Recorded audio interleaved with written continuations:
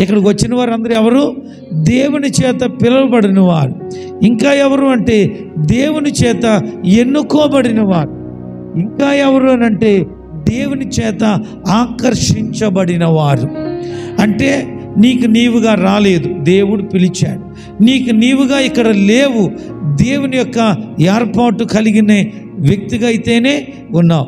నీకు నీవుగా ఇక్కడికి ఎవరో రమ్మంటేనో ఎవరో వెళ్ళు అంటేనే రాలేదు, దేవుడు ఆకర్షిస్తే ఈ స్థలానికి నీవు వచ్చావు.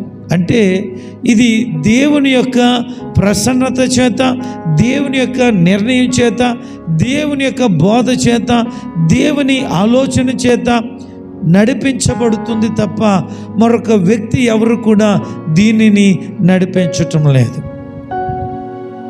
ఒక ఇండస్ట్రీ ఉందనుకోండి, అక్కడ బట్టలు తయారు చేయొచ్చు, పేపర్ ప్లేట్స్ తయారు చేయొచ్చు, కొవ్వొత్తులు తయారు చేయొచ్చు, ఇంకా చాలా తయారు చేస్తారు. అక్కడ తయారు చేయబడిందంతా ఎందుకనంటే యజమానుడిగా ఏ వ్యక్తి అయితే ఉన్నాడో అతనికి లాభప్రాప్తి కొరకు, రెండోది కొంతమందికి ఉపాధి ఇవ్వడం కొరకు. కానీ ఇక్కడికి వచ్చినప్పుడు ఎవరు లబ్ధి పొందుతారు అని అంటే బోధించేవాడు, వినేవారు, పాటించేవారు అందరూ కూడా లబ్ధి పొందుతారు. దేవునికి స్తోత్రం. ఇది అందరికీ ఉపయోగకరమైనది. ఒక సేవకుడికి మాత్రమే కాదు, వచ్చే సంఘానికి మాత్రమే కాదు, అందరికీ కూడా ఇది ఉపయోగకరమైనది. అందుకే ఇక్కడికి అందరూ రాలేరు, ఇక్కడికి వచ్చిన వారు అందరూ కూడా నిలబడలేరు, ఇక్కడికి వచ్చిన వారు అందరూ పరలోకం వెళ్ళలేరు. ప్రత్యక్ష గుడారములో 3 రకాలైనటువంటి స్థలాలు ఉన్నాయి. ఒకటి ఆవరణం. ఏంటి చెప్పండి? ఆవరణం. రెండోది ఏంటి? పరిశుద్ధ స్థలం. మూడోది అతి పరిశుద్ధ స్థలం. ఆవరణంలో చాలామంది ఉంటారు, అన్యులు ఉండొచ్చు, ఎవరైనా ఉండొచ్చు. పరిశుద్ధ స్థలంలో మాత్రం ఎన్నిక చేయబడిన వారు మాత్రమే ఉంటారు. అతి పరిశుద్ధ స్థలంలో ఎవరు ఉంటారనంటే ప్రధాన యాజకుడు మాత్రమే ఉంటారు. ఎవరు పడితే వాళ్ళు అతి పరిశుద్ధ స్థలానికి వెళ్ళటానికి కుదరదు. ప్రధాన యాజకుడు కూడా పరిశుద్ధమైన హృదయం కలిగి ఉండగలిగితే, ఎట్టి దోషం ఎట్టి పాపము ఆపాదించబడకుండా ఉండగలిగితే అతను లోపల ఉండగలుగుతాడు. లేకపోతే లోపల అడుగుపెట్టిన కొద్ది సమయంలోనే అతను మరణిస్తాడు. ఇది ప్రత్యక్ష గుడారం యొక్క విధానం. అట్లే దేవుని సన్నిధి అయిన ఈ సన్నిధిలో అందరూ రావడానికి అవకాశం ఉంది. ఎందుకంటే నా మందిరము సమస్త జనులకు ప్రార్థనా మందిరం అనబడును అని చెప్పారు. కనుక ఇందులో ఈ తెగ, ఈ కులం, ఈ మతం అనే ఉద్దేశం యేసుక్రీస్తు వారికి లేదు. అందరూ రావచ్చు ఈ మందిరానికి. వచ్చి ఇది అపవిత్రపరచడానికి కాదు, పవిత్రపరిచిన ఈ మందిరములో వచ్చిన వారందరూ పవిత్రపరచబడటానికి. పాపము చేత, లోక సంబంధమైన అలవాట్ల చేత, పాడు కార్యాల చేత నింపబడిన నీవు మందిరానికి వచ్చిన తర్వాత బోధించబడిన బోధ చేత నూతనమైన జీవితాన్ని ప్రారంభించటానికి, పరిశుద్ధంగా బ్రతకటానికి, ఇతరులకు ఆదర్శంగా ఉండటానికి దేవుడు ఎన్నుకొని ఏర్పాటు చేసుకున్నదే ఈ దైవ మందిరం. ఇందులోనికి వచ్చేవు కదా, వచ్చిన నీవు తెలుసుకోవాల్సింది ఏంటి అని అంటే ఇక్కడ బోధ ద్వారా నీ జీవితాన్ని నూతనమైన విధానములో నడిపించుకోవాలి. ఇక్కడ ప్రకటించే మాటల ద్వారా నీ జీవితాన్ని కట్టుకోవాలి. ఇక్కడ అందించే ఈ సందేశాల ద్వారా పరలోకానికి వెళ్ళటానికి ఏమేమి చేయాలో, ఎలాగూ సిద్ధపడాలో ఇక్కడే సిద్ధపడి ఉండాలి. దానియేలు గ్రంథం 1వ అధ్యాయం 3వ వచనము నుంచి 8వ వచనాల వరకు ధ్యానం చేద్దాం. ఈ రోజున ప్రభువైన దేవుడు ఒకరి పట్ల ఒక గొప్ప ఉద్దేశాన్ని, ప్రణాళికను కలిగి ఉంటే ఆ ఉద్దేశం, ఆ ప్రణాళిక నెరవేర్చడానికి వారిని ఎక్కడికైనా తీసుకెళ్తాడు, ఎలాగైనా మలుస్తాడు, ఎలాగైనా సరే ఆ ఉన్నత స్థానాన్ని, స్థితిని ఇస్తాడు. దేవుడు నీ పట్ల ఉన్నతమైన ప్రణాళిక కలిగి ఉన్నాడు. దేవుని యొక్క ప్రణాళిక ఎవరి మీద అయితే ఉందో వారి దేవుడు ఊహించని రీతిలో నడిపిస్తూ ఉంటాడు. అలాగే మిమ్మల్ని కూడా దేవుడు అద్భుతమైన ప్రణాళిక కలిగి ఉన్నాడు కనుకనే ఇక్కడికి నడిపించాడు. నెబుకద్నెజరు రాజు ఏం చేశాడనంటే, యెరూషలేముకు వెళ్ళి మీరు యెరూషలేములో ఉన్నటువంటి ప్రజలను దోచుకొని, యెరూషలేము మందిరాన్ని దోచుకొని అక్కడ ఉన్నటువంటి వస్తువులను నా దగ్గరికి, మన రాజ్యానికి తీసుకురండి అని పంపించాడు. నెబుకద్నెజరు మాట విన్నటువంటి ఆనాటి సైన్యం వెళ్ళి అదంతా దోచుకొని వచ్చారు. అందులో చిన్నలు పెద్దలు చాలామంది ఉన్నారు. అందులో అపంసకుల అధిపతి అయిన అష్పెనాజుని ఈ నెబుకద్నెజరు పిలిచి, నువ్వు యూదా దేశానికి వెళ్ళేవు కదా, ఆ యూదా దేశములో దాదాపుగా యుక్త వయస్సు ఉన్నటువంటి బాలులను, అంటే 12 సంవత్సరాల లోపు ఉన్నటువంటి పిల్లలను నువ్వు నా దగ్గరికి తీసుకొని రావాలి. వాళ్ళు ఎలాగ ఉండాలనంటే రాజవంశంలో పుట్టిన వాళ్ళు ఉండాలి. వాళ్ళు ఎలాగ ఉండాలంటే వారి కుటుంబంలో ముఖ్యమైన సభ్యులై ఉండాలి. వారు ఎలాగ ఉండాలంటే చూడడానికి చాలా అందంగా ఉండాలి. ఇంకెలాగ ఉండాలంటే వారిలో ఏ లోపము లేని వారుగా ఉండాలి.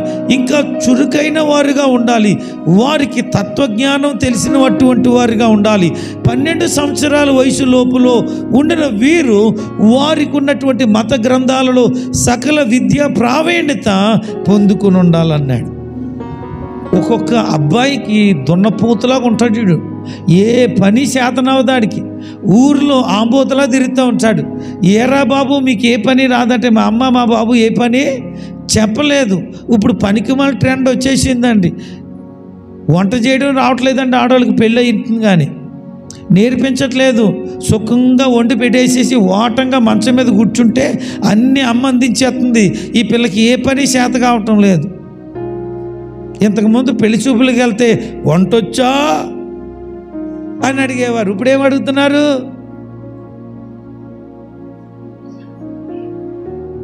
ఏంటి, ఎంత కట్నం ఇస్తుంది మీ అమ్మాయి? ఒకప్పుడు పాట పాడటం వచ్చా అనేవాళ్ళు. ఇప్పుడు పాటలతో సంబంధం లేదు, అంతా కూడా వస్తువులు పెట్టాలి బాగా. ఇంతకుముందు ఒకసారి నడువు అమ్మ అనేవారు, ఇప్పుడు నడమంటలేదు. ఏం పర్లేదు, కారు బండి ఇచ్చేయి, ఎక్కించేసుకొని తిప్పేస్తామంటున్నారు. అంటే పరిస్థితులు ఎలా మారిపోయి చూడండి. సుఖంగా బతుకుతున్నారు అనుకుంటాను, దున్నపోతుల్లాగా తయారు చేస్తున్నారు. అంటే పనికి రాని దాన్ని దున్నపోతు అంటారు. దాన్ని తీసుకెళ్ళి బాగా సాధన చేస్తారండి. 2 దున్నపోతులకి మెడ కాడి కట్టేసి ఊరు బడి తిప్పుతారు. ఆ చివరికి ఏంటి అంతేనా, తిప్పుతారా? తిప్పి ట్రైనింగ్ అని పరిగెట్టాలా కొడతారు, చాలా ఇబ్బంది పెడతారు. అది పరిగెట్టడం నేర్చుకుంటుంది, నెమ్మదిగా నేటడం నేర్చుకుంటుంది, బరువు మోయడం నేర్చుకుంటుంది. కొత్తగా కాడి పూసినప్పుడు దున్నపోతులు సరిగా నడవ సితక బాధ ఎత్తాడండి బాబా రైతు. ఎందుకు? ట్రైనింగ్లో ఆ బాధుడు ఉంటుంది కనుక ట్రైనింగ్ అయిపోయిన తర్వాత దున్నపోతులు కూడా బాగా పనిచేస్తాయి. నువ్వు ట్రైనింగ్ ఇవ్వకపోతే నీ పిల్లలు దున్నపోతుల కంటే దారుణంగా అయిపోతున్నారు. కనీసం కదలడం మెదలడం కూడా తెలియలేదు. బాయిలర్ కోళ్ళల్లో మాత్రం, బొంత కోళ్ళల్లో మాత్రం పెరుగుతున్నాడు ఒక్కొక్కడుని. ఎందుకు పెరుగుతున్నారు? పని లేదు ఈ వంటికి. పని చెప్పండి, పని నేర్పించండి, మీ పిల్లలకి బాగుపడతారు. రాబోయే కాలంలో ఊర్లు పడి తిరగరు, ఊర్లో పడి గౌరవాన్ని తెచ్చుకుంటారు. దేవునికి స్తోత్రం కలుగాక. హల్లెలూయా. నా మాటలు కొంచెం కఠినంగా ఉంటాయి, బాధ అనిపిస్తాయి, నొప్పి కలిగితాయి. ఏం పర్లేదు, బాధపడాలంటే బాధపడాలి. ఈ బోధ నీకు ఎక్కకపోతే నీవు మంచిగా మారు. మీ అమ్మ చెప్పలేదు, మీ బాబు చెప్పలేదు, పాస్టర్ గారు చెప్పకపోతే ఇంకెవడు చెప్తాడు? అందుకే అప్పుడప్పుడు కొంతమందిని తీసుకొస్తారు. అయ్యారండి మా అబ్బాయికి మా అమ్మకి 2 మాటలు చెప్పండి అంటారు. అప్పుడు కొంచెం బెదిరించి జాగ్రత్తగా ఉండాలి, మాట వినాలంటే అప్పటి నుంచి వింటారు. అంటే మీరు చెప్పలేకపోతున్నారు కనుక పాస్టర్ గారు చెప్పాల్సి వచ్చింది. స్కూల్లో మాస్టర్ మాట ఏంటి ఒక్కొక్కడు. వారికి టయానికి లేపడం నేర్పించాలి, వారికి పనిలో సహాయం చేయడం నేర్పించాలి. అలా నేర్పించకపోతే ఒక రోజున ఏమవుతారంటే సోమరి వారు అయిపోతారు. తర్వాత నువ్వు బాధపడతావు. ఏ పని చేత కాదు నా బిడ్డ కానీ బడాయిగా చెప్పక సిగ్గి చేయటం. స్తోత్రం. నా పిల్లలకి ఏ పని రాదు అని చెప్పకు, సిగ్గు చేయటం. ఎందుకు? నువ్వు నేర్పించలేదు. నువ్వు నేర్పించుంటే నీ పిల్లలకి చాలా చక్కగా అన్ని పనులు మాట్లాడరే. వస్తాయి. నువ్వు నేర్పించకపోతే వాళ్ళకేమొస్తాయి? ఉదయాన్నే లేగమని చెప్పవు, టీ కాయమని చెప్పవు, తుడమని చెప్పవు, గిన్నెలు తోమని చెప్పవు, లేకపోతే వంటలో సహాయం చేయమని ఆడపిల్లలకు చెప్పకపోతే చేయరండి. మగోళ్ళకి పని చేసేటప్పుడు ఇంటికి కంచి కడితే కర్రలు అందించమని చెప్పాలా, తుప్పలు కొడుతుంటే దీన్ని తీసి పక్కన పడి అని చెప్పాలా. నువ్వు ఏ పని అయితే చేస్తున్నావో దానికి నీ పిల్లలకి చిన్నప్పటి నుంచి ట్రైనింగ్ ఇవ్వాలా. ఏం పర్లేదు, అన్ని పనులు నేనే చేస్తానంటే నా తిప్పలు నువ్వు పడుతూ ఉంటావు. నా మాటలు మీకు అర్థం అవ్వాలి. కనుక చిన్నప్పటి నుంచి మీ పిల్లలకు అన్నీ నేర్పించండి. మా అబ్బాయికి మా అమ్మాయికి అన్ని పనులు వచ్చు అని చెప్పే ట్రెండ్ నువ్వు సృష్టించు. దేవునికి స్తోత్రం, హల్లెలూయా. మా పిల్లలకి ఏ పని రాదు అని అనుకునేవాడిని, కానీ రాదు అంటే రాదు, కనుక అన్ని పనులు నేర్పించాను. అన్ని పనులు నేనేం చేస్తానో దాదాపుగా వాక్యం తప్ప అన్నీ చెప్పేస్తారు వాళ్ళు, అన్నీ చేసేస్తారు వాళ్ళు. ఎందుకు చేస్తున్నారు? రాదంటే రాదండి. కొన్నిసార్లు నా భార్య అనేది ఎందుకంటే బాధ పెడతారు పిల్లల్ని అనేది ఎప్పుడు వాళ్ళు బాగా చిన్నప్పుడు, ఇప్పుడు వెళ్తా తర్వాత తెలుస్తుంది నీకు అని అంటే, పిల్లలు కదండి కొంచెం ఇబ్బంది పెట్టొద్దని అంటే పర్లేదని ఇవ్వండి. తర్వాత ఇబ్బంది పడ్డారు, ఇప్పుడు మాకు ఇబ్బంది తగ్గిందండి. అందుకే బైబిల్ ఏం చెప్తుందంటే, యవన కాలమందు పుట్టిన కుమారులు బలవంతుని చేతుల్లో బాణములు వంటిగా ఉంటారు. ఆ బాణాలు నువ్వు సాధన చేయకపోతే బాణాల్లాగా ఎందుకు ఉంటారో, కర్రల్లాగా ఉంటారు, ఉపయోగపడరు. అన్ని పనులు నువ్వే చేసుకోవాలి. సచ్చి వరకు వాళ్ళకి ఏ పని రాకుండా పోద్ది. పాడు చేసిన వ్యక్తివి నీవు అవుతావు. వాక్యంలో ఏం చెప్పబడుతుందంటే 12 సంవత్సరాల వయసులోనే వీళ్ళకి సకల విద్య ప్రావీణ్యత వచ్చేసిందంట. ఎలాగొచ్చేసింది? ట్రైనింగ్ ఇచ్చింది వాళ్ళ అమ్మ బాబుని. వాళ్ళు ఇచ్చిన ట్రైనింగ్కు 12 సంవత్సరాల లోపే అన్నీ తెలిసిపోయా వాళ్ళకి. మీకు ఒక పెద్ద సీక్రెట్ చెప్పనా? చైనా దేశము ప్రపంచ దేశాలన్నిటిలో బహు పేద దేశము, అణగారిపోయిన దేశము.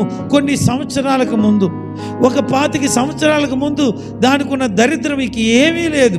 కానీ ఈ రోజున నెంబర్ 1 స్థానంలో ప్రపంచ దేశంలో నిలబడిపోయింది చైనా దేశం. కారణం ఏంటంటే 4వ సంవత్సరం అబ్బాయి అట మనం పెట్టుకునే వాచీలు తయారు చేస్తాడట. ఎన్నో సంవత్సరం? మీ చెవులు వినబడుతుంటే ఈ మాటలు చెప్పాలి. 4వ సంవత్సరం, 4వ తరగతి చదవడం కాదు, 4వ సంవత్సరం అబ్బాయి వాచీలు తయారు చేస్తాడట. వాచీలు చేయడం అంటే బెల్ట్ ఇలా పెట్టి బిగించడం కాదు, ఇందులో లోపల పోట్లన్నీ కూడా సెట్ చేసి వాచీని తయారు చేస్తాడట. పోతే ఇంకా అద్భుతంగా రిపేర్ చేసేయగలడాడు. ఎన్నో సంవత్సరం? సిగ్గు అనిపించింది నాకు ఆ వీడియో విన్నప్పుడు. 4వ సంవత్సరం కుర్రోడు వాచ్ తయారు చేస్తున్నాడంటే మాటలండి. చాలా చిన్న మిషనరీస్ ఉన్నాయి ఇందులో. ఇవన్నీ కూడా సెట్ చేయడం చాలా కష్టమే. బ్యాటరీ అయిపోతే పెట్టడం కష్టం మనకి. బెల్ట్ ఊడిపోతే దానికి క్లిప్ పెట్టడం కష్టం మనకి. ఎప్పుడైనా వెనకాల మూత ఊడిపోతే దాన్ని బిగించడానికి తిప్పలు పడతాం, కానీ తయారు చేస్తాడటాడు. మరి ఇక్కడ ఉన్న 4 సంవత్సరాల వయసు ఉన్న మీ పిల్లలు ఏం చేస్తున్నారు? వచ్చా వచ్చా వచ్చా బాబు, లేకద్దా, నువ్వే పాడు చేస్తున్నావు. నేర్పు, ట్రైనింగ్. మా ఓడికి ఏమి రాదు, మా పిల్లకి ఏమి రాదు అనొద్దు. మా అమ్మాయికి మా అబ్బాయికి అన్నీ వచ్చని చెప్పాలి. బాబు మీరు మూర్ఖుల్లాగా ఉన్నారండి పాస్టర్ గారు, చిన్న పిల్లలు కూడా నలిపేయమంటున్నారు. నేను నలిపేయమంటలేదు, ట్రైనింగ్ ఇవ్వమంటున్నాను. స్తోత్రం. నీకు రాబోయే కాలంలో తలనొప్పిగా తయారవ్వకుండా చేదోడు వాదోడుగా తయారవ్వటానికి నీ పిల్లలకి చక్కనైన ట్రైనింగు ఇచ్చేసాయి. ఈ 12 సంవత్సరాల వయసులో ఉన్న ఈ దానియేలు, షడ్రక్, మేషక్, అబేద్నెగోలు అనేటువంటి వారట యూదులు గనుక సకల విద్య ప్రావీణ్యత వచ్చేసిందట. అందులోనూ వీళ్ళు మరీ టాలెంట్ పర్సన్స్ అట. స్తోత్రం చెప్దాం. వీళ్ళని తీసుకొచ్చేసి నా ఎదుట నిలబడాలి. ఎందుకు? బబులోను రాజ్యములో జ్ఞానవంతులు లేరా? పారసిక దేశంలో 127 రాష్ట్రాలు ఉన్నాయి, సంస్థానాలు. ఈ సంస్థానాలన్నిటిలో మంచి తత్వజ్ఞానం కలిగిన వాళ్ళు లేరా? లేరు. ఎందుకు లేరు అని అంటే యూదులకు మించిన జ్ఞానము మరి ఎవ్వరికీ లేదు. దేవునికి స్తోత్రం. యూదులకు మించిన జ్ఞానం ఎవరికి లేదు. ప్రపంచంలో అత్యధికమైన మేధాశక్తి ఎవరికి ఉందనంటే యూదులకి, అనగా ఇశ్రాయేలీలకి. భయంకరమైనటువంటి కరోనా మహమ్మారి విలయ తాండవం చేస్తే దానికి ఎవడో మందు కనిపెట్టలేకపోయాడు, యూదులు కనిపెట్టాడు. ప్రపంచ దేశాలు ఒక్కొక్క దేశం మీదకి యుద్ధానికి వెళ్తూ ఉంటారు. యుద్ధానికి వెళ్తున్నప్పుడు అద్భుతమైనటువంటి ర్యాకెట్లను ఉపయోగిస్తారు, అద్భుతమైన బాంబులను ఉపయోగిస్తారు. కానీ యుద్ధం చేయకుండా ఎవరి పని వాళ్ళు చేసుకోగలిగిన మహాజ్ఞానం డ్రోనట్స్ ఎవరికి ఉన్నాయో తెలుసా? ఇస్రాయేల్ దేశంలో ఉన్నాయి. వాళ్ళు యుద్ధం వస్తే యుద్ధం చేయరు, ఆల్రెడీ మిషన్స్ సిద్ధం చేసి ఉంచారు. ర్యాకెట్లు విడుదల చేస్తే వాళ్ళు ఆల్రెడీ సిద్ధపాటు చేసినటువంటి ఈ డ్రోన్లు ఏం చేస్తాయి తెలుసా? ర్యాకెట్ వస్తుందని, బుల్లెట్ వస్తుందని, లేకపోతే ఏదో రకమైన అనుభవం వేయబడుతుందని దాదాపుగా 70 కిలోమీటర్ల దూరంలోనే పసిగడుతుంది అంటది. ఎంత జ్ఞానం చూడండి! 70 కిలోమీటర్ల దూరంలో ఉందట. దాదాపు 4 కిలోమీటర్ల లోపు వచ్చే లోపల అది పసిగట్టి గాల్లోనే పేల్చేస్తుందట. కనీసం ఆ తునకలు కూడా ఆ దేశం మీద పడకుండా చెల్లచెదిరి చేస్తుందట. స్తోత్రం చెప్దామా? ఎంతటి జ్ఞానం వాళ్ళకుంది! ఎందుకుంది అంటే వారు చిన్ననాటి నుండి దైవికమైన భయము భక్తి కలిగిన వారిగా ఉన్నారు. ఈ రోజున నువ్వు దైవికమైన భయం కలిగి ఉన్నావా? నీ పిల్లలకి అట్టి భయము భక్తిని నేర్పిస్తున్నావా? లేకపోతే ఈ రోజు నుంచి నీ పిల్లలకు దైవికమైన జ్ఞానాన్ని బోధించు, నేర్పించు. వాళ్ళు పెద్దవాళ్ళు అయిపోయిన తర్వాత నీకు కిరీటంగా మార్చబడతారు. హల్లెలూయా! అందుకని వీళ్ళ గురించి ఏం చెప్పబడుతుందో తెలుసా? చిన్న వయసులోనే అన్ని రకాల విద్యలు చేశారు. అంటే ఎంత విద్యా బుద్ధి వీళ్ళకు ఉందో మనకు అర్థమవుతుంది. చదువుకున్న వాక్య భాగంలో నెబుకద్నెజరు ఆర్డర్ ఇస్తే ఈ బాలుని తీసుకొచ్చారు. అస్పనాజుకి ఇలా చెప్తున్నాడు రాజుగారు, ఇదిగో ఈ తీసుకొచ్చిన బాలుల్లో ఇలాంటి క్వాలిఫికేషన్స్ ఉన్నవారిని ఏం చేస్తావనంటే 3 సంవత్సరాలు మన భాష నేర్పించు. మన భాష అంటే కల్దీల భాష నేర్పించు. దానితో పాటు ఏం చేస్తావో తెలుసా? ప్రతిరోజు వీళ్ళు ప్రాముఖ్యమైన వారు కదా, నా ఎదుట నిలబడవలసిన వారు కదా. ఏం చేస్తావో తెలుసా? నేను ఏ రకమైన భోజన పదార్థాలను భుజిస్తానో అదే భోజన పదార్థాలను వీళ్ళకి ఇవ్వాలి. నేను ఏ రకమైన ద్రాక్షారసాన్ని తాగుతానో అదే ద్రాక్షారసం వీళ్ళకి ఇవ్వాలని చెప్పాడు. ఎవరి మాట ఇది? అందరూ చెప్పండి, ఎవరి మాట ఇది? రాజుగారి మాట. మంచి మాట చెడ్డ మాట? చాలా మంచి మాట. ఎందుకంటే రాజుగారు తినే భోజనము వీరికి పెడతారట. రాజుగారు ఎన్ని రకాలు తింటాడు? చాలా రకరకాలు తింటాడు. ఆయన తాగే ద్రాక్షారసం ఎలా ఉంటుంది? అన్ని రసాల కంటే చాలా శ్రేష్టంగా ఉంటుంది. కాబట్టి ఈ ద్రాక్షారసమును ఈ యొక్క ఆహార పదార్థాలను ఇమ్మని చెప్పాడు. హల్లెలూయా! ప్రియులారా వినండి ఈరోజు ఈ మాటలు. మంచి అవకాశం వస్తే ఎవరైనా వద్దనుకుంటారా? చెప్పాలి నాకు ఈ మాట. వద్దనుకోరు, కావాలనుకుంటారు. కానీ ఈ దానియేలు, షడ్రక్, మేషక్, అబేద్నెగోలు వీళ్ళు యూదులు పరిశుద్ధంగా బ్రతుకుతున్నారు. వాళ్ళు పరిశుద్ధంగా బ్రతకాలని తాపత్రయం కలిగి ఉన్నారు. అయితే జరిగిన విషయం ఏంటి అని అంటే వీళ్ళు ఇంతకు ముందు జీవించిన జీవితానికి ఈ కల్దీల దేశమైనటువంటి మాదీయులు, పార్షికుల యొక్క ఈ బబులోను దేశానికి వచ్చిన తర్వాత ఇక్కడున్న ఆచారాలు పద్ధతులు అన్నీ వేరే. ఇప్పుడు వాళ్ళు ఉన్నట్టుగా ఇక్కడ లేదు. అక్కడ తిన్నట్లుగా ఇక్కడ తినడానికి కుదరదు, అక్కడ తాగుతున్నట్లుగా ఇక్కడ తాగడానికి కుదరదు. అన్నీ డిఫరెంట్గా ఉన్నాయి. ఇప్పుడు అన్నీ డిఫరెంట్గా ఉంటే ఇప్పుడు ఎలాగ ఉండాలనుకుంటున్నారంటే మేము మా ఇంటి దగ్గర, మా ఊర్లో, మా దేశంలో ఉన్నప్పుడు ఎలాంటి పద్ధతులు ఆచారాలు కలిగి ఉన్నామో అలాగే కలిగి ఉండాలనుకుంటున్నారు వాళ్ళు. స్తోత్రం చెప్దాం. ఎందుకంటే వారు అనుసరించే పద్ధతులు పరిశుద్ధమైనవి, పవిత్రమైనవి కనుక వారు గడిచిన జీవితాల్లో ఎలాగున్నారో అలాగే ఉండటానికి ఇష్టపడుతున్నారు. దేవుడు నమ్ముకున్న తర్వాత ఏమైంది? రూట్ మారింది. కాబట్టి వెళ్ళే విధానం వేరే. ఇప్పుడు సరి అయిన మార్గం అని తెలిసిన తర్వాత సరి అయిన మార్గంలోకి వచ్చాక అవి మానేయాలి. అంతేనా కాదా? ఇంకా అవే చేస్తూ ఉంటే దాని అర్థం ఏంటి? పెళ్ళికి ముందు తప్పు చేసావు, ఏదో కక్కుర్తో ఏదో అయింది చేసావు.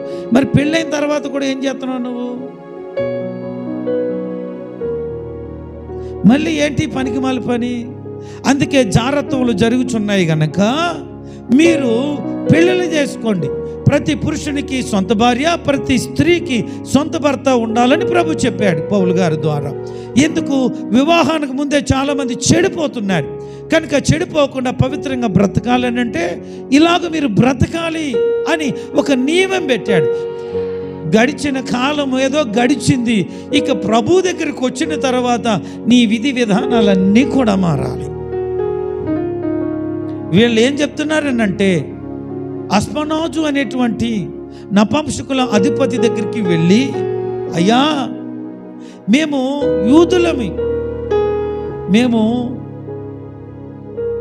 ఈ ద్రాక్షారసం తాగమయ్యా, ఈ ఆహారాన్ని భుజించమయ్యా అన్నారు అని వేడుకున్నారు. అంటే బ్రతిమలాడుకుంటున్నారు. అయ్యా మాకు ఈ పడవని కాదు మేము చెప్పడం, దీని వలన మమ్మల్ని మేము అపవిత్రపరుచుకొనకుండునట్లు స్తోత్రం చెప్దాం. ఏంటట?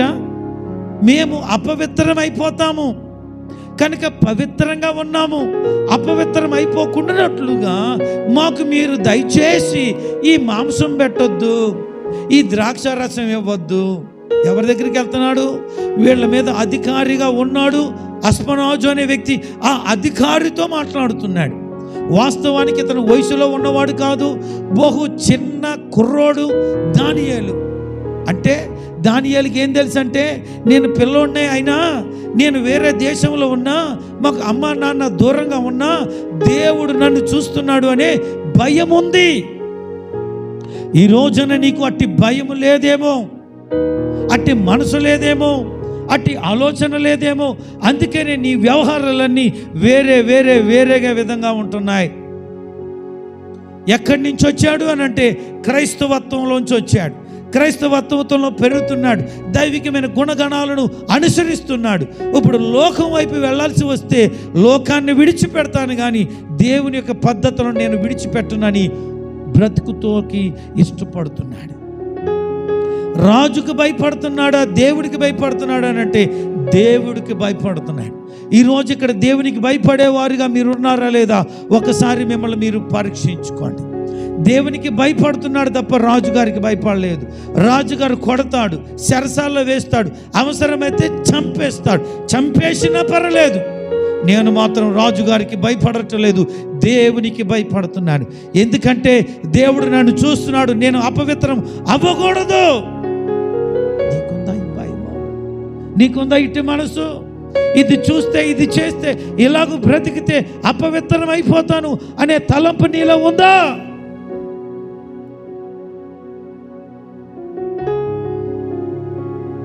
పన్నెండు సంవత్సరాల కుర్రోడికి ఎలా ఉంటుంది చెప్పండి ఆశ? నా మాటలు మీకు అర్థమవుతున్నాయా? 12 సంవత్సరాల వయసులో ఉన్న కుర్రోడికి ఇది చేయొద్దురు, అది చేయొద్దురు, దేనొద్దురు, దాగొద్దురు అంటే నచ్చుతుందా? కానీ దానియేలు ఏం చేశాడు తెలుసా? అద్భుతంగా మాట వినే వ్యక్తిగా ఉన్నాడు. నేను భోజనం చేయకూడదనే నిర్ణయం ఎక్కడుంది? ఇంటి దగ్గరే తీసుకున్నాడు. ఈ మత్తు కలిగిన ద్రాక్షారసం తాగకూడదనే విషయం ఎప్పుడు తెలుసు? ఇంటి దగ్గరే వాళ్ళ అమ్మ నాన్న బోధించారు. ఇప్పుడు అమ్మ లేదు, నాన్న లేడు, వాడికి ఇష్టం వచ్చినట్లు బ్రతకొచ్చు. అవునా కాదా చెప్పండి? అమ్మ ఉంటే ఒకలాగా, నాన్న ఉంటే ఒకలాగా కాదు, వాళ్ళు ఉన్నా లేకపోయినా ఒకేలాగా బ్రతికేటట్లు నీ పిల్లలకు మంచి బుద్ధిని నేర్పించు. ఒకసారి చేతులెత్తి స్తోత్రం చెప్పండి. హల్లెలూయా. దానియేలు అస్మనాజు దగ్గరికి వెళ్ళి, అయ్యా మేము తినలేమండి, మేము తాగలేమండి, దయచేసి వద్దు అంటే అతను కోపగించుకోవలసిన దానికి బదులుగా సరే మీకు వద్దు అన్నాను అనుకో, రాజుగారికి తెలుస్తుంది, ఒక రోజున మమ్మల్ని రాజుగారు చంపేస్తాడు. అయితే పరీక్ష పెట్టండి, 10 రోజులు మాకు కూరగాయల భోజనం పెట్టండి, 10 రోజులు సామాన్యమైన నీళ్లు మాకు ఇవ్వండి, ఆ తర్వాత మమ్మల్ని పరీక్షించండి. మేము కూరగాయల భోజనం తింటే, మాంసం తింటే వాళ్ళు ఎలాగున్నారు, మేము ఎలాగున్నారు ఒకసారి మమ్మల్ని పరీక్షించండి. అప్పుడు మేము బాగున్నాం, వాళ్ళు బాగున్నారు చూడండి. ఒకవేళ వాళ్ళకంటే మేము బాగుంటే మాకు కూరగాయలు కంటిన్యూ చేయండి 3 సంవత్సరాలు. లేదనుకోండి మీరు చెప్పినట్టే మాంసం తింటాం. వారికి ద్రాక్షారసం ఇవ్వండి, మాకు మంచినీళ్ళు ఇవ్వండి, మంచినీళ్ళు తాగే మేము బాగున్నామా, ద్రాక్షారసం తాగే వాళ్ళు బాగున్నారో చూడండి, అప్పుడు మీరు ఎలాగనిపిస్తే అలాగే చేయండి అని చెప్పాడు. ఓకే, మీరు చెప్పిన మాటల ప్రకారంగా చేద్దామని 10 దినాలు వాళ్ళకి కూరగాయల భోజనం సామాన్యమైన నీళ్లను ఇస్తేనట 10 దినాలైన పిమ్మట 15వ వచనం చదువుదాం. 10 దినాలైన పిమ్మట వారి ముఖములు రాజు భోజనం భుజించి వారు బాలురి కంటే వారి ముఖములు సౌందర్యంగాను కనగాను కనబడ్డాయి. ఎవరు బాగున్నారు ఇప్పుడు చెప్పండి? కూరగాయలు తిన్న వాళ్ళే బాగున్నారు మాంసాలు తినే కంటే. మంచినీళ్ళు తాగే వాళ్ళే బాగున్నారు ద్రాక్షారసం తాగేదానికంటే. ఈ దైవ నియమం ప్రకారంగా ఎవరైతే బ్రతుకుతారో వాళ్ళు దైవ నియమం ప్రకారంగా బ్రతికే వాళ్ళకి దేవుడు వారి జీవితాలు ముఖాలు కూడా కళగాను సౌందర్యంగాను మారుస్తాడు. దేవునికి స్తోత్రం. మీ ముఖాలు కళగా ఉండాలనుకుంటున్నారా? మీ బ్రతుకులు సౌందర్యంగా ఉండాలని భావిస్తున్నారా? స్తోత్రం. అయితే ఈ మాటలు వినండి. మీ బ్రతుకులు బాగోవాలి, మీ ముఖాలు కళగా ఉండాలంటే ఈ దానియేలు చేసిన పని మీరు చేయాలి. వారు తీసుకున్న తీర్మానాన్ని మీరు తీసుకొని పాటించగలగాలి. వారు అంటున్నారు, మేము అపవిత్రము అవ్వము. ఏమంటున్నారు వాళ్ళు? మేము అపవిత్రం అవ్వము, పవిత్రంగా బ్రతుకుతాం. పాపపు విషయాలు మానేవి కానీ పనికిమాల మాటలు మాత్రం బోళ్ళన్నీ మాట్లాడుతాం. వెళ్ళొద్దన్న స్థలానికి వెళ్తావు, చేయకూడదొద్దన్న పని చేస్తా కానీ చేయవలసిన నీతి కార్యాలు, ధర్మ కార్యాలు, భక్తి కార్యాలు చెయ్యనే చెయ్యి. ఇంకా నువ్వు పరాయి మాటలు వింటున్నావంటే నిన్ను అపవిత్రపరుచుకోవటానికి ఇష్టపడుతున్నావు. వీళ్ళకి భోజనం అపవిత్రం చేస్తుందట, వాళ్ళకి ద్రాక్షారసం అపవిత్రం చేస్తుందట. అందుకని మేము వెళ్ళము అని చెప్పారు. మరి నువ్వు చెప్పలేవు. మేము ఇలాంటి ఆచారాలు పద్ధతులు కలిగిన వారితో మేము ఉండవా? మమ్మల్ని మేము అపవిత్రపరచుకోం. నీకు ఆ నిఖర్చైనటువంటి బుద్ధి ఉండాలి. మేము ఇది ముట్టము అనే ఆలోచన నీకు ఉంటే తప్ప ఇక అన్నీ కూడా వ్యవహారాలు మామూలుగానే చేసిస్తావు. రేకాబు వంశీయులట ఒక రోజున ఇలా చెప్తున్నారు, మేము ద్రాక్షారసం ముట్టము అన్నారండి. ఎందుకు ముట్టరు? మా ముత్తాత రేకాబీయుడు ఏం చెప్పాడంటే, ఇదిగో రే, మీరు ద్రాక్షారసం తాగడం వల్ల మిమ్మల్ని మీరు అపవిత్రం చేసుకుంటారు, కనుక మీ విలువను పోగొట్టుకుంటారు, మీరు 10 మందిలో సిగ్గు కలిగిన వారుగా ఉంటారు, కాబట్టి ఎప్పుడు ద్రాక్షారసం తాగొద్దు అన్నాడట, మద్యం తాగొద్దని చెప్పాడట. వాళ్ళు మేము తాగమని నిలబడ్డారండి. నువ్వు క్రైస్తవుడిగా క్రైస్తవురాలుగా ఎక్కడ నిలబడుతున్నావు? నీవు లేదు. సిగ్గుసేటు. లోకంలో ఉన్న అన్నీ కూడా నీలోనే ఉన్నాయి. దేవునిలోకి వచ్చావు కానీ దేవుని గుణగణాలు నీలో లేవు. నీలో యేసు క్రీస్తు నీ కొరకు కలవరిలో సిందించిన ఆ రక్తం ప్రవహించడం లేదు. అదే రక్తం నీలో ప్రవహించే వ్యక్తిగా ఉంటే నువ్వు పరిశుద్ధత కోరుకొని పరిశుద్ధంగా బ్రతకటానికి ప్రయత్నం చేస్తావు. కేవలం దేవుని బిడ్డవని చెప్పుకొని రంగు పూసుకొని బ్రతుకుతున్నావు. తెల్లని గుడ్డలు కట్టుకొని తిరుగుతున్నావు. నీలో దైవ సంబంధమైన గుణగణాలు ఏమీ కనబడటం లేదు. ఇక్కడ ఈ యాసం, అక్కడ ఆయాసం. బతికితే యేసయ్యకు బిడ్డగా బ్రతుకు, లేదా లోకంలో పడి చచ్చిపో. ఎందుకు దేవుని నామానికి అవమానం తెస్తావు? దేవుని కొరకు బ్రతుకుతావనే కదా, పరలోకం నీకు ఇవ్వాలనే కదా ఆయన తాపత్రయపడుతుంటే లోకమే అని తిరిగిలాడుతున్నావు. బైబిల్ ఎలా చెప్తుంది? గడిచిన కాలం చాలు. నువ్వు తిరిగింది, తాగింది, ఎగిరింది అన్నిటికీ గడిచిన కాలం చాలు. ఇక మీదట నీతిగా బ్రతుకు. ఆగుడు నన్ను అపవిత్రం చేస్తుంది, శరీర సంబంధం నన్ను అపవిత్రం చేస్తుంది. నన్ను అపవిత్రపరిచే వాటికి నేను వెళ్ళను. ఒక్కసారి నువ్వు రక్షించబడ్డావు అనంటే ఒడ్డుకి తీసుకురాబడ్డావు. పాపమనే బురదలో కంపులో లేవు. నువ్వు భోజనం కూడా అపవిత్రపరచబడుతుంది, అపవిత్రపరిచేస్తుందని వీళ్ళు ఏం చేశారు? మేము భోజనం చేయమన్నారు. ద్రాక్షారసం తాగితే మేము అపవిత్రం అయిపోతామని అది మాకు వద్దు అన్నారు. నువ్వు అపవిత్రమైన కార్యాలు చేస్తూ చూస్తూ ప్రోత్సహిస్తూ ఉంటే ఇక నిన్ను ఏమనాలా? దేవుడు మరలా సిలువ వేయబడ్డ బిడ్డ. ఆయన మరలా కొరడాలతో కొట్టరు, నువ్వే కొడుతున్నావు. ఆయనకు ఆల్రెడీ శరీరం అంతా గాయపరచబడింది. మరలా గాయాలు నువ్వు రేపవద్దు. ఆయనకు దుఃఖాన్ని తేవద్దు. ఒకసారి మన కొరకు వచ్చాడు, సమస్త రక్తాన్ని ధారపోశాడు. మరలా ఇంకేముంది అంటే పొడితేనట గుండెకు పడిందట ఆ పోటు. రక్తం అంతా గూడు కొట్టుకొని గుండులో చేరిపోద్దట, నీరు అయిపోద్దట అండి. గుండులోకి చేరిన రక్తం ఆ గుండులో పొడిచాడంటాడు. చచ్చిపోయిన తర్వాత యేసుప్రభుని పొడితే ఆ గుండె చీరిపోతే రక్తం నీరు గారిందట. గుండె నీరైపోయే టైం ఎప్పుడంటే లాస్ట్ అండ్ ఫైనల్ స్టేజ్. ఆ స్టేజ్లో ఉన్న చివరి రక్తం నీరు కూడా ప్రభువారు మన కొరకు కార్చారు, నీ కొరకే కార్చారు. మరలా ఆయన అలాంటి పని చేయలేరట. మీరు దినదినం సిలువ వేస్తున్నారు, ఎందుకంటే నా కోసం నటిస్తున్నారా? నా కళ్ళు మూసేస్తున్నారా? యేసయ్య కన్నులు 24 గంటలు రాత్రి పగలు కూడా నిన్ను చూస్తూనే ఉన్నాయి. ఎక్కడికి వెళ్తున్నావు, ఏం చేస్తున్నావు, ముందు ఒకటి వెనకాల ఒకటి, ఎలా బ్రతుకుతున్నావో ఆయన కన్నులు నిన్ను చూస్తున్నాయి. ఒక అబ్బాయి నా నాన్న ఎలా చెప్పాడట, ఒరే ఈరోజు సంతలో కుందేళ్ళు అమ్ముతున్నారు, ఒక కుందేలు పిల్లని తీసుకురారని 100 రూపాయలు ఇచ్చి పంపించాడంట. ఈ అబ్బాయి బ్యాగ్ కట్టుకున్నాడు, కుందేలు పిల్లల కోసమని సంతకు బయలుదేరాడు. సగం దూరం వెళ్ళాడు. వెళ్తుంటే అందరూ కూడా గొలికేలు ఆడుకుంటూ పిల్లలు ఉన్నారు. అక్కడ గొలికేలు ఆడుకుంటూ పిల్లలు ఉంటే, ఒరే నాకు కూడా ఉంచండ్రా టైము, నేను కూడా ఆడతానురా, ఇదిగో మా నాన్న కుందేలు తెమ్మన్నాడు రా, కొనుక్కొని వచ్చేస్తానురా అని చెప్పేసి వెళ్ళాడంట.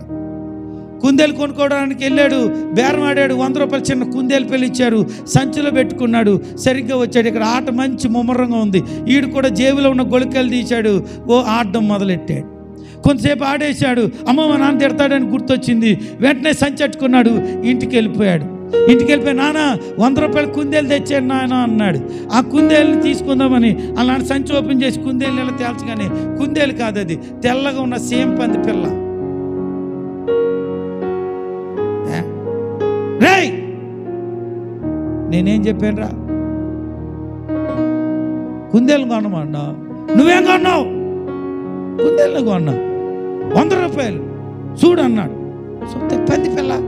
నానా నేను కుందేలునే కొన్నాను నాన్న. అయ్యాదవా వెళ్ళి మార్చుకరా, చెప్పింది ఒకటి చేసేది ఒకటి. వెంటనే సంచిలో తీసుకున్నాడు. మళ్ళీ ఏం చేశాడంటే సంతకు బయలుదేరాడు. సరిగ్గా సగం దూరాలు కానీ మళ్ళీ గొలికేలాట మంచి ముమ్మరం. ఒరే వెళ్ళిపోతున్నావేరా, రారా అంటే, ఒరే మా నాన్న ఇలా చెప్పాడు రా. లేదు ఉండు అన్నాడు. ఆడుకున్నాడు. మళ్ళీ ఈ పంది పిల్లని పట్టుకుని వెళ్ళాడు. సరిగ్గా అక్కడికి వెళ్ళిన తర్వాత, ఏమండి నేను చిన్నోడిని అయితే అయ్యాను, మా నాన్న 100 రూపాయలు ఇచ్చి కుందేలు పిల్ల ఇమ్మంటే పంది పిల్ల ఇచ్చారేట అన్నాడు. పంది పిల్లని ఇవ్వడం ఏంటి బాబు, ఇలా సంచి అని ఇలా తెలుసుకొని కుందేలు పిల్లే, కుందేలు పిల్ల ఇచ్చేవా? అదేంటి మా నాన్నకేమో పంది పిల్లలాగా కాబట్టి నిజమే పంది పిల్లలాగా ఉంది. సంచిలో పెట్టేసి, ఎల్రా బాబు పంది పిల్ల కాదురా కుందేలు పిల్లే అన్నాడు. మళ్ళీ వచ్చాడు. మళ్ళీ గొలికేలు ఆట ఆడేవాళ్ళు కనపడ్డాడు. మళ్ళీ ఇక్కడ ఉన్నాడు. కొంతసేపు ఆడాడు. అమ్మో మళ్ళీ మా నాన్న చెప్పాడు మర్చిపోయానని చెప్పి మళ్ళీ ఆట మధ్యలోంచి ఇంటికి వెళ్ళి, నాన్న నువ్వు సరిగా కళ్ళు కనిపించు, నువ్వు చెప్తే నాకు కూడా అది పంది పిల్లలాగా కనిపించింది నాన్న, అది కుందేలే నాన్న అన్నాడు. ఓర్రే పంది పిల్లని తెచ్చేవరా ఎందాక అన్నాడు. సరే చూడలే అంటే మళ్ళీ సంచిప్పి చూస్తే పంది పిల్ల. ఒరే పనికి మళ్ళీ ఎదవా, నీకు చెప్పేదేటి నువ్వు చేసేదేటి, నేనేమో కుందేలు పిల్ల అంటా, నువ్వేం పంది పిల్ల తెస్తున్నావు అని చెప్పాడు. మళ్ళీ కానీ పనికి మళ్ళీ పని చేసావు, ఇక నీ పని అయిపోతారు, అర్జెంటుగా మార్చుకుని పో అన్నాడు. ఓరు బాబు ఆడినాడు తిడతాడు, ఇక్కడ మా బాబు తిడతాడు, ఇదేం కర్మరా బాబు అనుకున్నాడు. మళ్ళీ వెళ్ళాడు, బాధపడితే వెళ్ళాడు. గొలికాయలు ఆట ఆడితే ఉపశమనం కలుగుతుందని కొంతసేపు ఆడుకొని మళ్ళీ కుందేలు పట్టుకొని వెళ్ళాడు.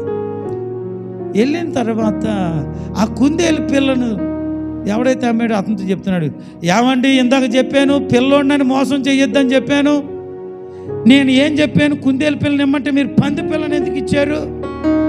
మా నాన్న తిడుతున్నాడు, మీకేం బుద్ధి లేదురా, అలారా ఎలారా ఎదవా అని తిడుతున్నాడు అండి, మీరేంటండి ఎలాంటి పని చేస్తున్నారు, నన్ను నాకు కుందేలు పిల్ల ఇవ్వండి అంటే, ఎవరు బాబు సంచి తీరా బాబు, ఇందాక నుంచి నీ గోల పడలేకపోతున్నానని ఇంకో కుందేలు తీసి ఇద్దామని చెప్పేసి చూస్తే ఇందులో కుందేలు పిల్లే ఉంది. బాబు నేను పంది పిల్లల్ని అమ్మట్లేదు, కుందేలునే అమ్ముతున్నాను, చూడు అన్ని తెల్ల కుందేలు పిల్లలు, పంది పిల్లలు అమ్మట్లేదు, కుందేలు పిల్లల్నే అమ్ముతున్నాను, కుందేలే కొనుకెళ్ళావు అని చెప్తే ఈ కుర్రాడికి పిచ్చెట్టు ఎత్తుంది. ఇంటికి వెళ్ళినప్పుడేమో పంది పిల్ల అయిపోతుంది, ఇది సంతకు వస్తుంటే చెప్పండి కుందేలు పిల్ల అయిపోతుంది. ఆ కుందేలు పిల్లని ఎలా పట్టుకున్నాడట, యాయ్ ఉంటే పంది పిల్లలాగుండు, లేకపోతే కుందేలు పిల్లలాగుండు, యాసలు వేసావా అన్నాడంట. స్టోరీ ఎక్కడ మారిపోతుందంటే, వీడు గొళిక్కాయలు ఆడుతున్నాడు కదా, గొళిక్కాయలు.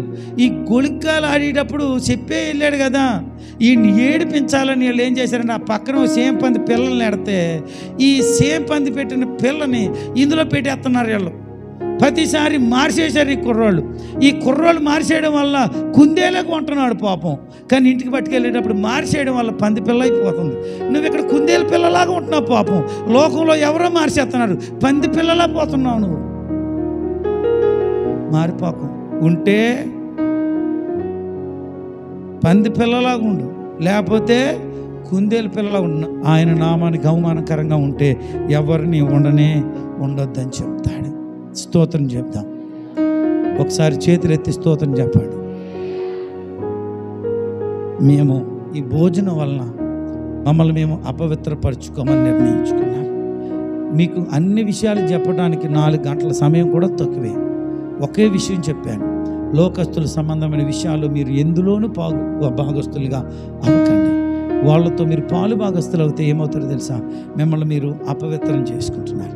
మిమ్మల్ని అపవిత్రం చేసుకోవడం వల్ల దేవునికి అవమానం, మన సంఘానికి అవమానం, దైవజనుడికి అవమానం, నీకు కూడా అవమానం. కనుక ఉంటే దేవుని బిడ్డలాగుండు, లేకపోతే లోకంలో పడి ఉండు, బాధ ఏమీ లేదు.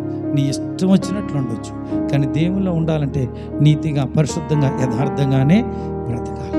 ఇక్కడుండి ఇక్కడ ఇలాగా, బయటుండి బయట వేసాలు మాత్రం దయచేసి వేయవద్దు. మరలా యేసు ప్రభుని సిలువ వేయొద్దు.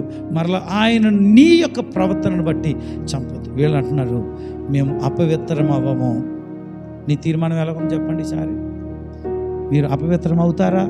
అపవిత్రం చేసే ఏ విషయాలు ఉన్నాయో అలాంటి విషయాలకు దూరంగా ఉండండి. మిమ్మల్ని మీరు పవిత్రంగా కాపాడుకోండి.